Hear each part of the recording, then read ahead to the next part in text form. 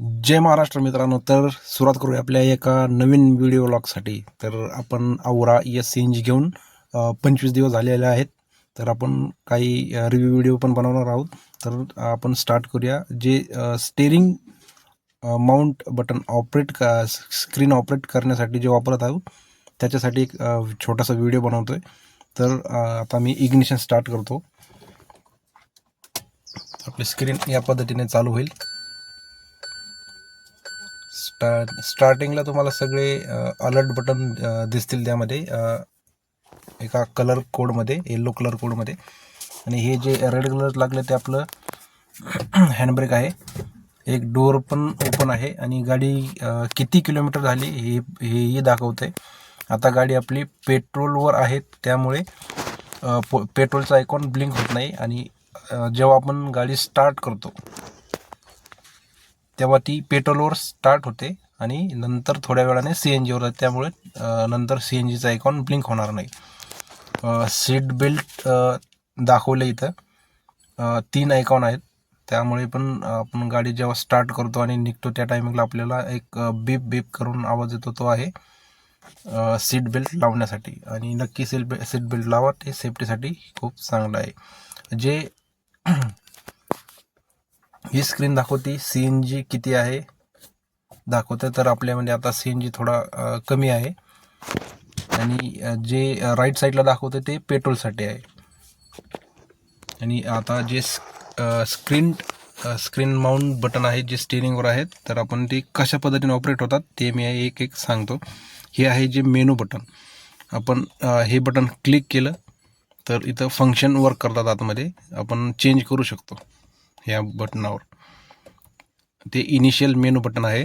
आणि सेटिंगमध्ये गेल्यावर आपल्याला अप अँड डाऊन ॲरो दिसतो. इथं आपण डाऊन केलं तर डाऊन साईडला मूव्ह करते, अप साईडला केलं तर अप साईडला करते. आणि ह्या ऑप्शनला जर ओके करायचं असेल तर खाली एक अजून बटन दिलं आहे ओके. डोअर ओपन असल्यामुळं रिटर्न करते स्क्रीन.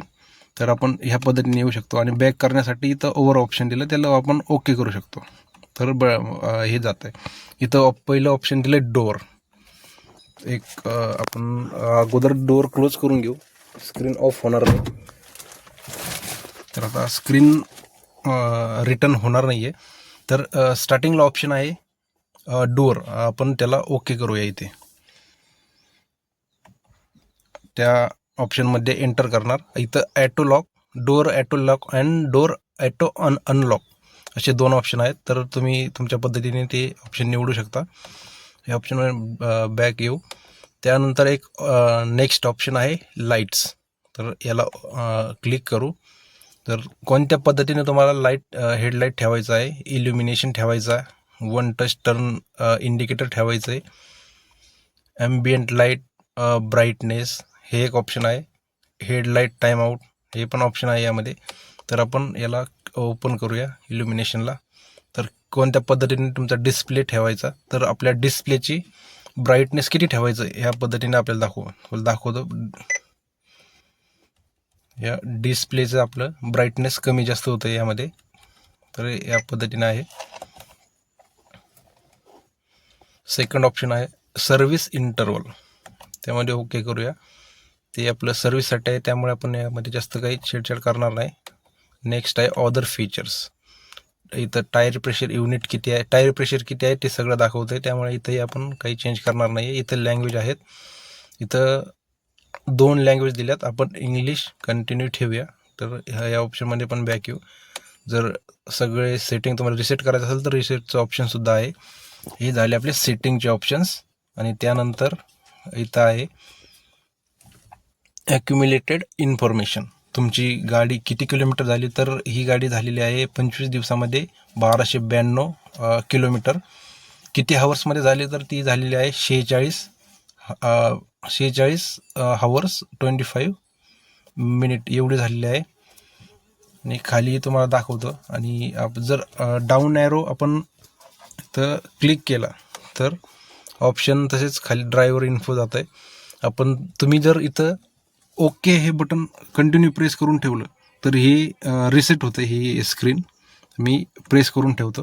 तर स्क्रीनमध्ये काय चेंजेस सगळं 0-0 झालेलं आहे. तुम्ही स्क्रीन रिसेट केली आणि तिथून तुमचं किलोमीटर स्टार्ट होतं. मग त्यामुळे तुम्हाला काही रेकॉर्ड ठेवण्याची गरज नाही किंवा स्क्रीनशॉट काढण्याची गरज नाही. तुम्ही इथं बघू शकता की बाबा तुमची गाडी किती चालली आहे ह्या टायमिंगमध्ये.